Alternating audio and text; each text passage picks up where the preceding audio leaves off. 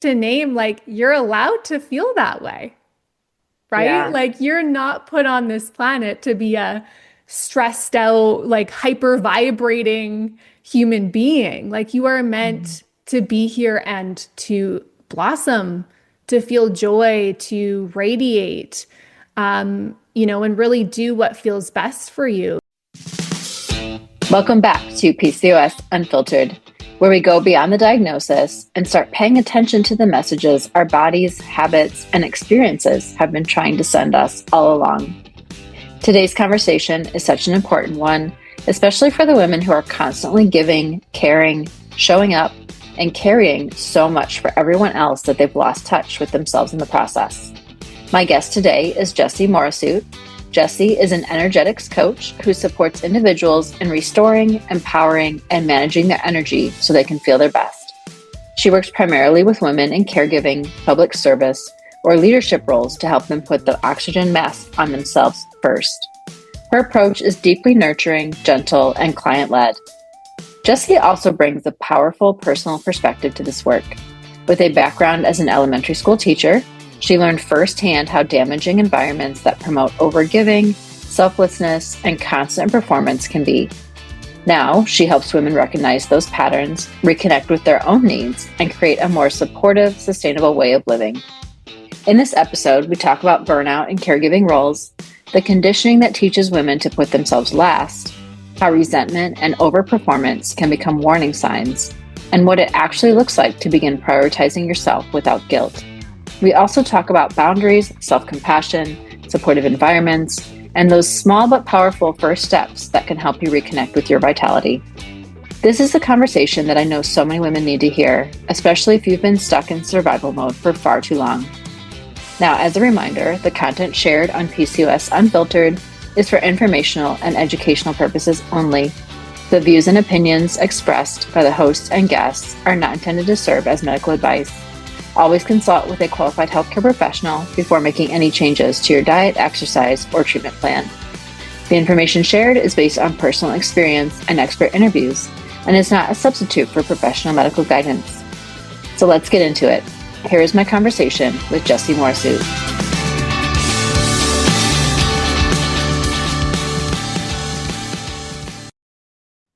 Welcome, welcome, and welcome to Jessie. I am super, super excited for this.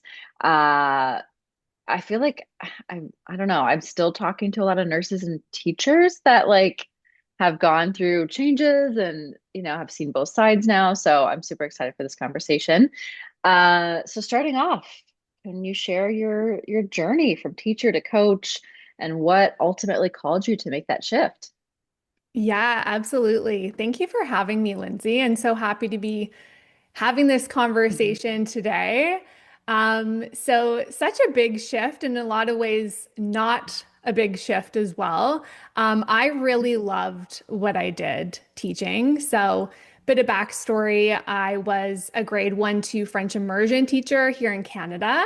And I absolutely loved teaching. I loved working with kids. Um, that part of it was not the issue at all. And over some time, I really started to notice that this really wasn't feeling sustainable, to continue doing over the course of many years.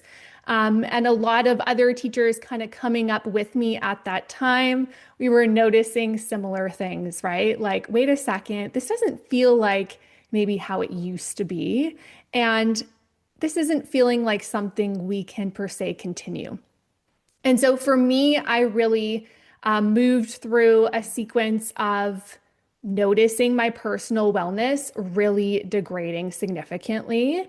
And this was, a lot of different things at once. This was feeling really confused, a job that I really loved, but was feeling not well to continue doing by effect. And so that was very confusing. A lot of feeling, kind of embarrassed and ashamed that, again, a job I loved, I just wasn't doing well in it. And when I say well, like personal wellness. So, yeah, a lot of that was, is kind of in the tunnel with things, so to speak. And just to name some of the masks that we wear when we really need to keep going. And, some of the perfectionism, the pushing through, the Mm. selflessness that we hear in these kind of caregiving roles, really has a cost. And so I really was met with that and really felt that very fully. And so taking some time away, stepping away from that because I really had to. What I eventually started shifting into was supporting those where I was, about 6 years ago. So the support that I needed when I was stuck in burnout cycles, when I was feeling resentment. This is really that preventative wellness that I get to support others with today. And so, something that I'm so deeply passionate about. Of course, I've lived it. And so I know this experience really well. And, just to name that, this is so much bigger than us, right? We are Mm. in these professions, in these roles, doing the best we can. And often we don't know what we don't know. And so just to name that as well, such a journey that it's been for me, but so deeply meaningful to now be kind of giving back to, again, what I really needed, about Yeah. 6 years ago or so. Yeah. Yeah. I mean, I think that's why we just hit it off the first time we talked because our stories align. Granted, it was nursing for me, but like I said, I've also like as I find more guests on the podcast and just meet more people, doing this and collaborating and networking, I am finding so many nurses and teachers that are going through, similar things. And yeah, I neglected my health for so many years and then ignored all the signs, of course, when it was, trying to tell me, my body was trying to tell me something. And so, yeah, so it's super important what you were doing as well. So drawing from your experience as a woman, an educator, and now a coach, what do you see as the biggest challenge within caregiving roles or professions? Yeah, I mean, it's a good question. I think there's a couple of things here that come to mind. But the first thing just to mention is that women, generally speaking, are really conditioned to be caregivers. And so even if you don't identify as a caregiver in the sense of being a mother, or you're maybe not in a caregiving profession like teaching or nursing, just to, name a couple examples, you're likely still in some way, shape, or form in conditioning of caregiving. And what I mean by that is this, piece of putting others first and taking care of others as the primary. And so this can come out in so many different kind of nuanced ways. But this is something that I see with clients all the time is kind of these sneaky forms of the ways that we put ourselves last. And that Mhm. being really something that is, kind of normalized to us. Yeah. And so, what happens when we receive this messaging, often unconscious, and I want to name that as well, that you didn't necessarily put up your hand and say, yeah, I'd love to be programmed in with the conditioning to be putting myself last. Of course not, right? Like, this is an unconscious programming. And so, when it is unconscious, it means that we're kind of doing it by default unless we change that default. And Mhm. so suddenly our needs, our availability, like, am I even resourced enough? Do I have the energy to do something that's been asked of me? That doesn't really come into the equation and certainly not first. And so just to name, again, the caveat that this is not your fault if you're resonating with that and saying like, ooh, that sounds about right. You're really a byproduct of the culture environment around you. And so to me, that's kind of one of the biggest challenges is this unconscious piece and kind of how we're operating out in this default kind of patterned way. Yeah. Now, on the flip side, the biggest opportunity Yeah. within those caregiving roles. Yeah. Yeah, absolutely. And I think so important to name that as well, because there's a huge opportunity that goes hand in hand with this. And that is then to notice, right? Like bring that awareness to this fact. And from there, that's how you start to change how you show up.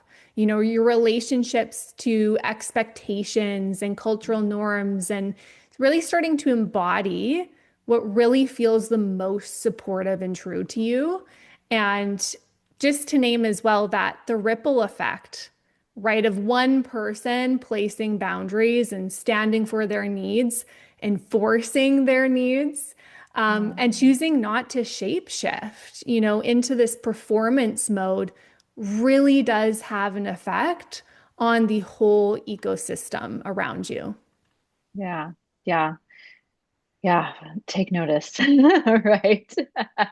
Yeah. I mean, it is something that I talk about with my clients, my book actually, like it's just first step, start paying attention to these things. Take a couple notes, throughout the day.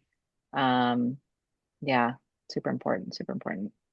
Mhm. So if someone is listening and recognizing this dynamic in their own life, which I feel like there's probably got to be at least one of them out there, where can they begin to explore it and then maybe gently start to shift it? Yeah, absolutely. And so the first thing again is kind of similar to this last piece we spoke about around noticing is curiosity. And so I Mhm. love to start with curiosity. And this is, when I think back to teaching second graders, right? Like that curiosity comes in spades. And so as adults, we sometimes forget to be curious and forget to be curious about ourselves and how we're operating. And is that even helpful in serving us? So, the first piece here is really to get curious about the ways that you may be putting yourself second. And then from there, we start to name how this might be showing up and the result that it has on us when we put ourselves second. And so, an Mhm. example of this might be, I'm noticing that I'm feeling a lot of resentment in my day, or that I'm exhibiting maybe some passive aggressiveness that isn't really me. Like, that's not how I want to be operating. That's not true. Maybe I'm really operating on overdrive and hyper performance mode. So, all these different ways that, these kind of coping mechanisms really that can come into play when we are, showing up in this way that is really for other first. Mhm. And then the That, third, yeah, yeah, sorry, yeah. go ahead. No, go ahead. Go I ahead. was going to just share the third one, which is we start to consider how we want to feel instead. Mm. And so, if we are noticing, like, wow, I'm feeling so resentful at work all day long or at home with my kiddo or whatever it is, and I don't want to feel that way. It's like, how do we want to feel? A lot of what I get with clients is calm. Like, I want to feel calm in the day, Mm. or I want to feel peaceful. I want to feel empowered. And so, just to name, like, you're allowed to feel that way, right? Yeah. Like, you're not put on this planet to be a stressed out, like, hyper vibrating human being. Like, you are Mhm. meant to be here and to blossom, to feel joy, to radiate, and really do what feels best for you. So, we're really not here just to operate for other. And I think that's something important to name. Yeah. Yeah. Super important. It made me think of the Walt Whitman quote, which was also any Ted Lasso fans out there, but the be curious, not judgmental, because I think that goes Mm. along with it, right? Um, you have to, yes, be curious, but no shame, no judgment, just start understanding, like you said, and then think about how you want to feel on the other side of that. Yeah. Yeah, absolutely. That's a great piece there. And I think something so important what you said is the not shaming or judging of Hmm. self. And that can be really hard. Like that's easier said than done. And I think that's where some of this curiosity is so important because Yeah. when we're, and really coming into, we can think about like the fundamentals of meditation, curiosity is one of them. Mhm. Beginner's mindset is another one, right? Where we're kind of meeting ourselves like to square one again each moment and really Yeah. getting curious and bringing in the kindness and saying like, okay, like what is going on? Is this Yeah. how I want this to be? And that permission that you get to give yourself by shifting that kind of mindset there. Yeah. Yeah. There's that phrase, putting the oxygen mask on yourself first, right? I feel like most people have probably heard that at some point, whether that's on an airplane or just in general. But what does that actually look like in real life, especially for women who are used to giving? Hmm. Yeah, such a good question. And I'm actually going to bring us just back for a moment here because a really important step that I forgot to mention just at the tail end of your last question there was starting to embody the qualities that we want to feel. Mm. And this is an important one that I'm going to mention first before I get into this piece around putting the oxygen mask on first, because a big piece of what I do with clients is okay, they name I want to feel calm. Excellent first step. And from there, we want to kind of look at, well, what does a calm person do? Like, what does that mean to you? And the difference here being, not what do you think a calm person does, but what does it feel like for you when you are calm? What might actually make you feel calm?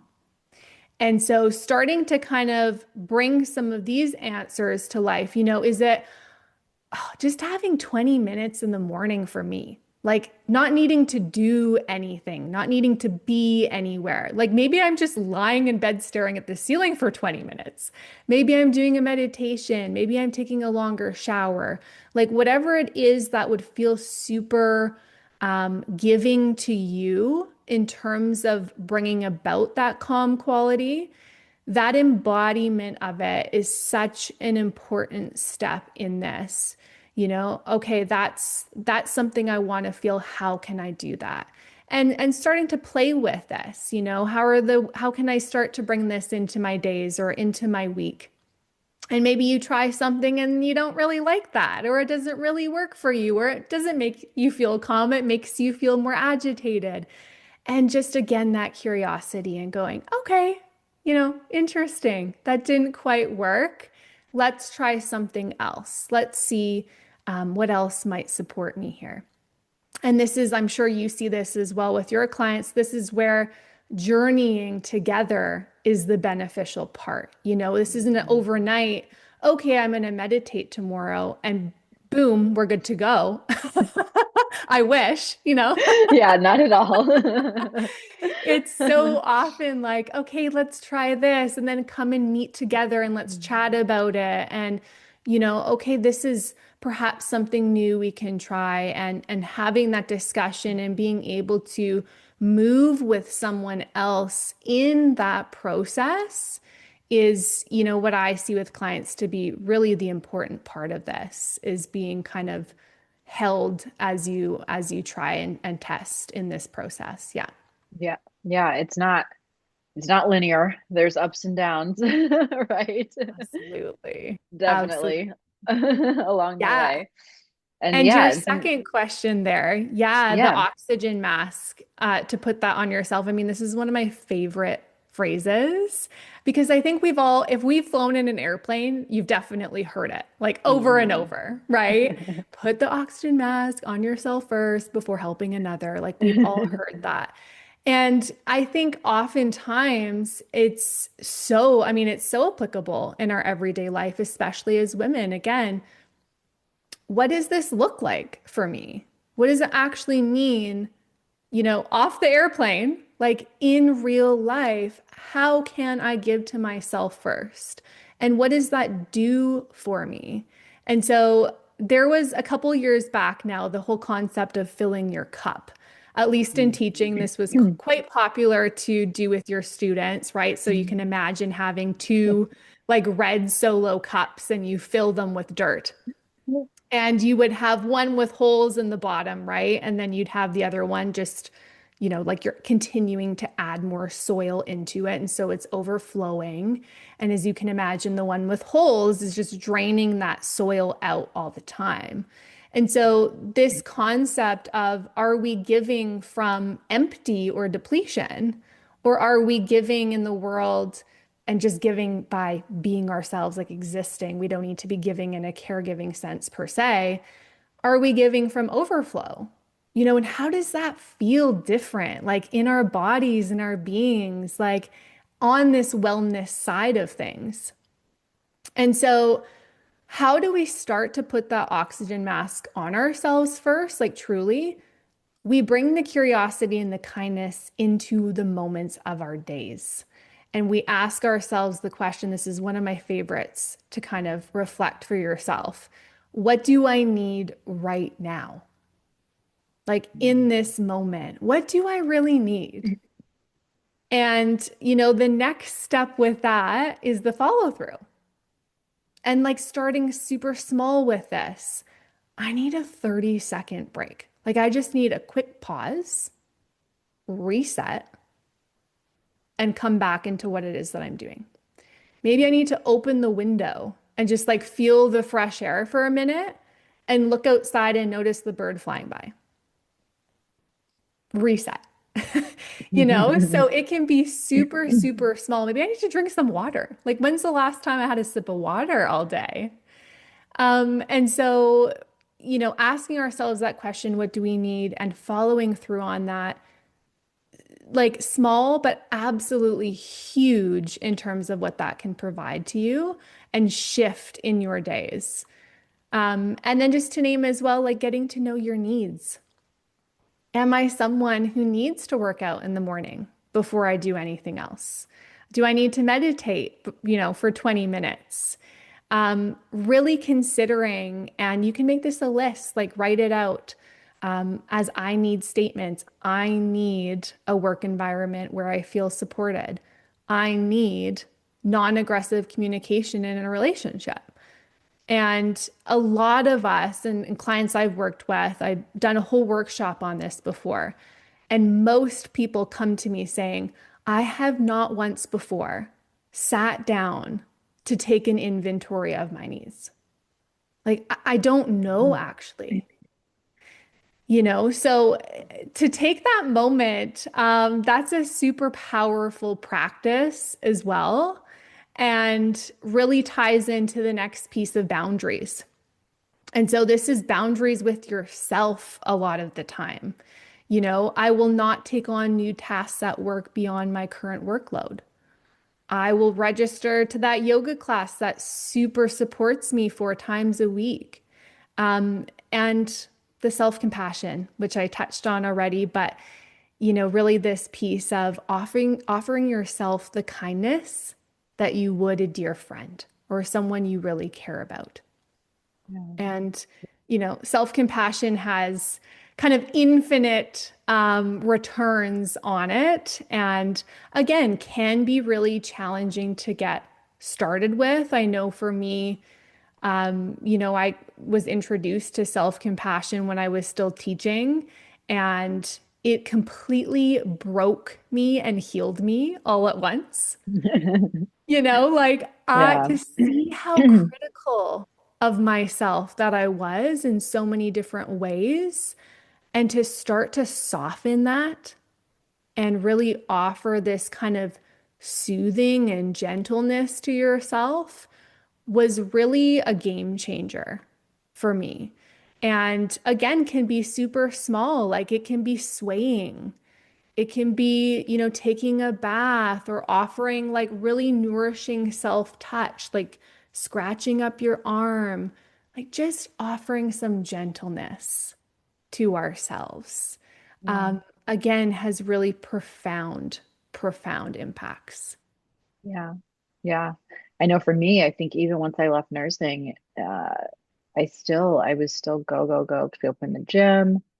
And even then, it was still like, I had big goals and I actually had my own employees, to take care of, and obviously the business. And it wasn't until my own health scares, that I had to say, okay, it is time for me. I got to take care of myself, you know, but unfortunately, and unfortunately, that's when it happens for a lot of women, I think, is when they do have like some type of big wake up call or scare of some sort, So just, I hope anybody listening is really, really listening and can take that first step, to make some changes now before it gets to that point.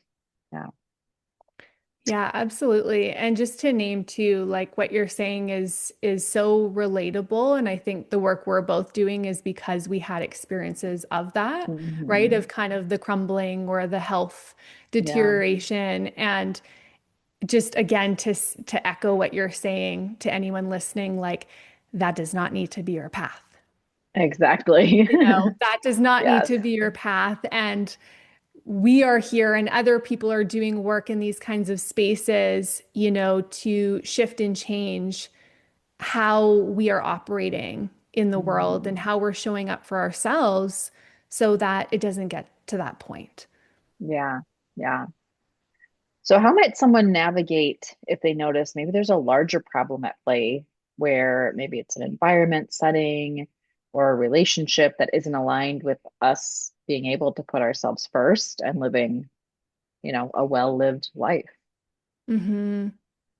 Yeah, and this I think is such a good follow-up to what we're just talking about because there's only so much you can kind of do yourself sometimes. And there are moments where you need to consider this larger picture, right? Look at kind of a setting you're in or environment and see the ways in which that this might be impacting you and most often is, right? And so just to name that this can be really nuanced and I do believe there are a lot of larger systems and structures that I really hope we're in the midst of changing and shifting right now. Mhm. Ones that don't always set us up for success.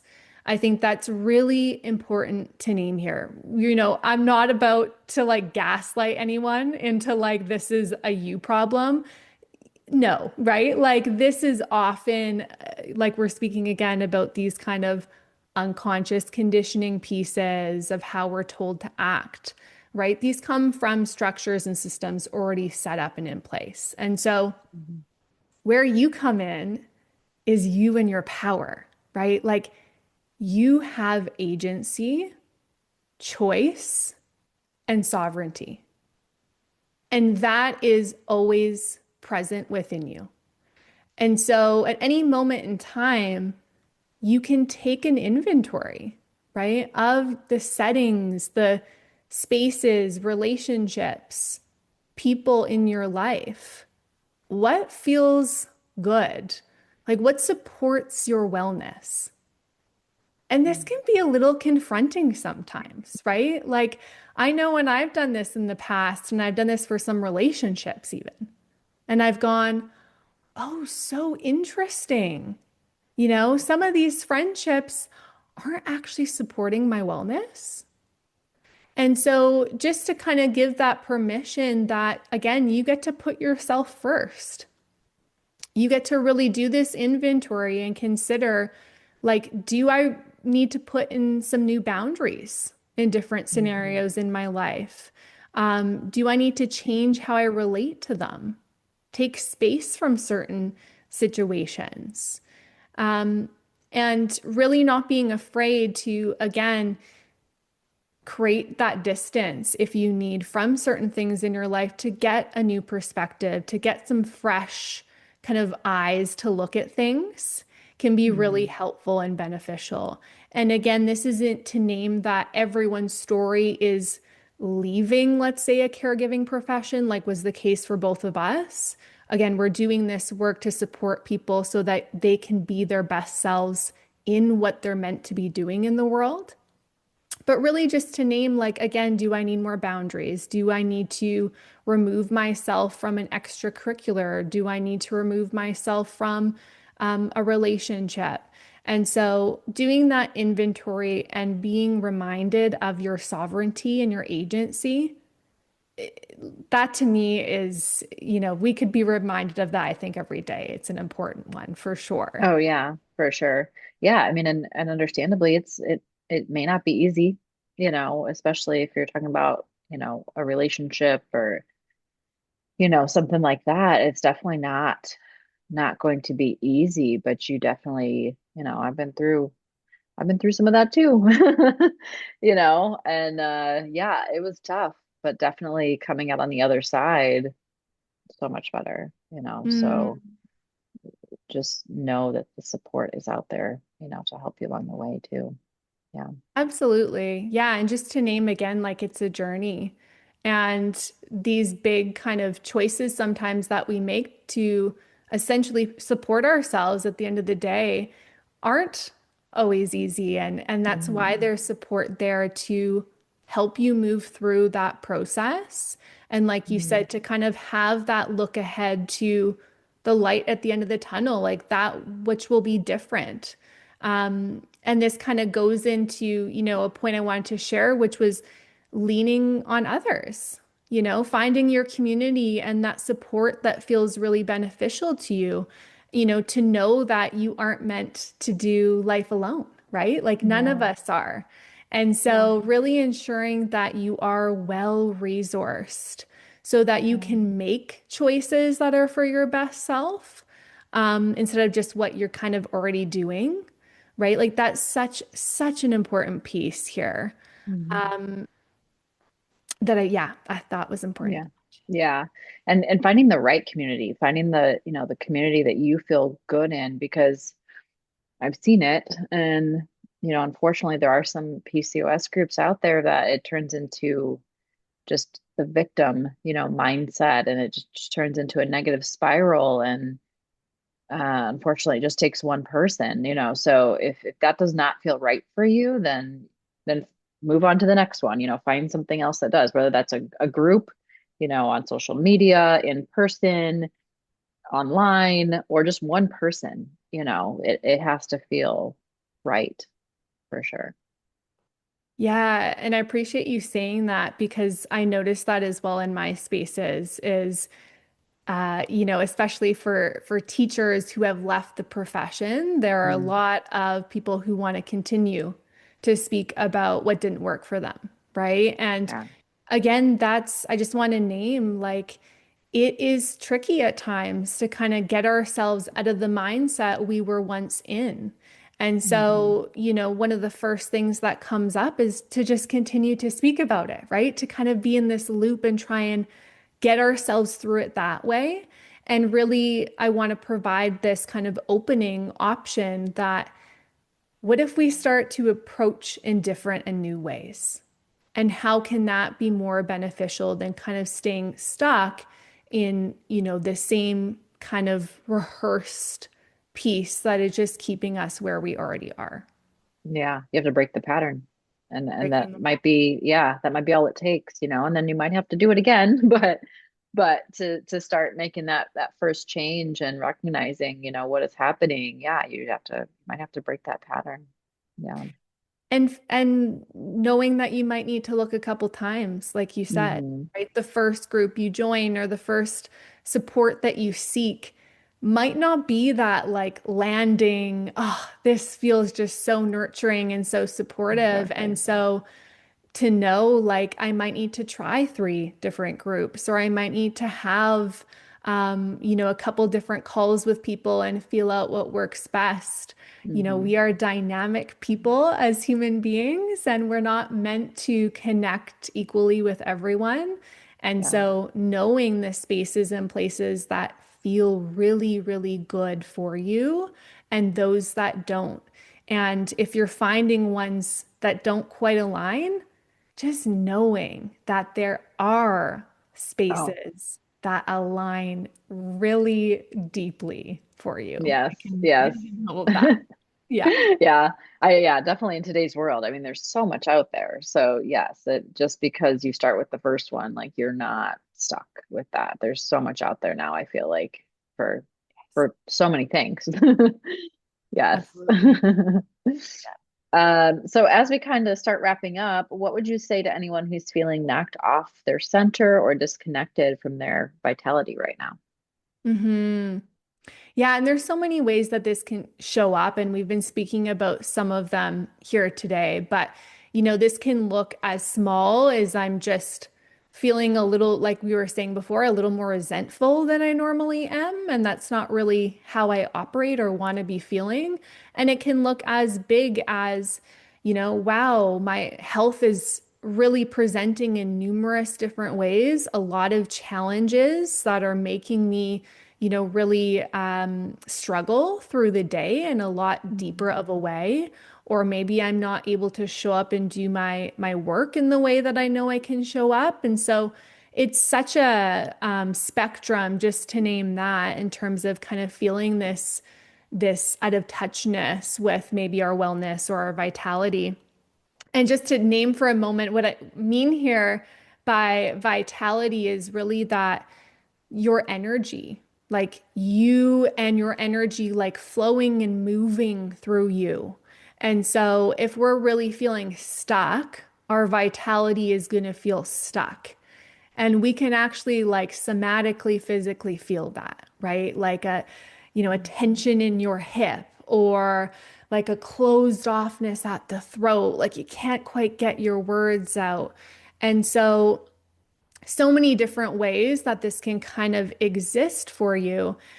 But really, I think the one thing I want to mention here is just if you are feeling any sort of dissonance or disconnection in your life right now, just knowing that you are only a few steps away and some, intention and courage for sure from living a more easeful, connected reality where you do feel your best.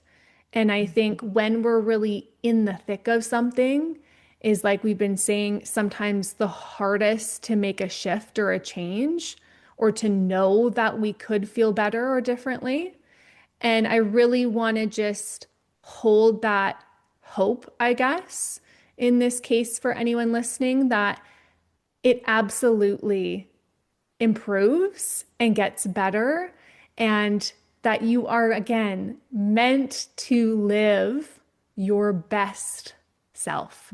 You are meant to feel good in this life, right? We are not here to just be these stressed out little, hyper performing little beings. I'm Yes. just like envisioning little like ants, right? Kind of like marching to their Little workplace worker every bees. day. Yeah. Yeah, exactly. And we're, marching home. And it's like, Yeah. wow, we are meant to do so much in the world and to thrive. And you really deserve to enjoy this one precious life that you have and to thrive.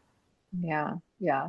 I mean, and that just goes perfectly with the podcast because I mean that's yeah, that's part of the healing journey too, to take that first step and like you said, just take a step back and enjoy things. Take some time for yourself. Start small. So, yes, that's a great way to wrap this all up. Last question is how can somebody connect with you and find you? Yeah, absolutely. So you can find me at my website is www.reconnect by jessiebri.com. And so that's JESSIEBRI. And I'm on Instagram as well at reconnect with three underscores in front of it. So I'm sure we'll have that information Yes. below as well. Yeah. But yeah, that's the best place to find me to start. And I, as Lindsie does as well, work with clients one-on-one. And so that's kind of the best way to connect in. And just to mention as well, this was coming up in our discussion. I have a free resource you can find on my website called the resource list. And so if you're kind of finding that, you're wanting to find the best ways to support and resource yourself day in, day out, and to take that inventory. I have a full breakdown. It's a free resource you can find there and download, and just gets you to really, yeah, tap into like what does really support me. Get curious around that. I like to post it like right behind my computer. Mm, So when yeah. I'm in the thick of a work day or what have you, and I just need a moment, like I can look at it and go, wow, I've got like 100 things on this list. What would feel good right now? And so I just wanted to mention that because it's a nice tool. It's got lots of suggestions in there if you can't think of your own off the top of your head. And yeah, that's on my website as well. Love that. Love that. Well, thank you so much for being here for this conversation. I definitely feel like there's a lot of women out there that need to hear this stuff. So I really appreciate you taking the time to be here. Thank you so much for having me. Thank you so much for listening to this episode of PCOS Unfiltered. I hope this conversation with Jessie reminded you that you do not have to wait until your body is screaming at you to start paying attention. You are allowed to notice the signs now. You are allowed to honor your needs now. And you are allowed to create a life that feels supportive, nourishing, and sustainable. One of my favorite takeaways from this episode is the reminder to get curious, not judgmental, about the ways you may be putting yourself second. Because awareness is where healing begins. And sometimes the most powerful first step is simply asking yourself, what do I need right now? If this episode resonated with you, I would love for you to share it with a friend, take a screenshot and tag us on social media, or leave a review so more women can find these conversations and start their own healing journey. You can connect with Jessie through her website, Reconnect by Jessie Bree, and I'll make sure her links, including her free resource lists, are included in the show notes for you. And as always, remember, your body is not working against you, your needs are not too much, and healing often begins the moment you stop abandoning yourself. I'm sending you so much love, and I'll see you in the next episode of PCOS Unfiltered. Nourish, heal, thrive.